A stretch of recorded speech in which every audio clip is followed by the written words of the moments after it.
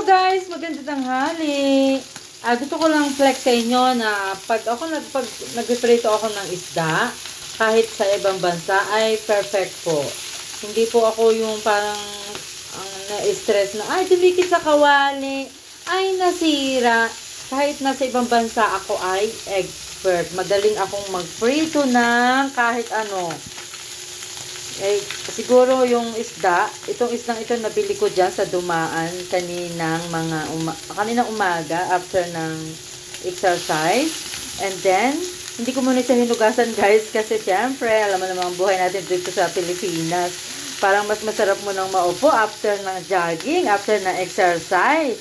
Bago tayo magtrabaho ulit. So, ayan, nahugasan ko na after ko mahugasan sa syempre, ingat na ingat tayo na yung hasang ay umalat kung saan-saan. Alam nyo naman, masyadong maamoy.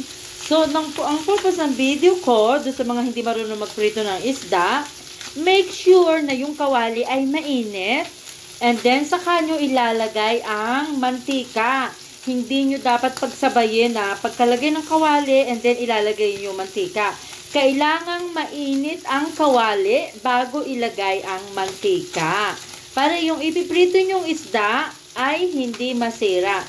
Katamtaman lang din ang mantikang ilalagay, huwag madami at huwag din naman kokonti kasi minsan yun din ang cause ng pagkasira ng isda, yung tinitipid nyo sa mantika.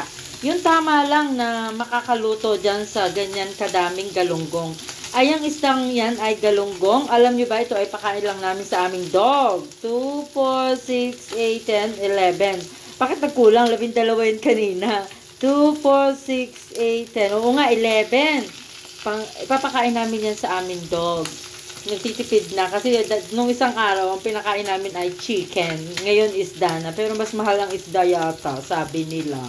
So, yun lang guys. Sana try nyo na, lalo na yung mga kabataan na nag-aaral pala magluto.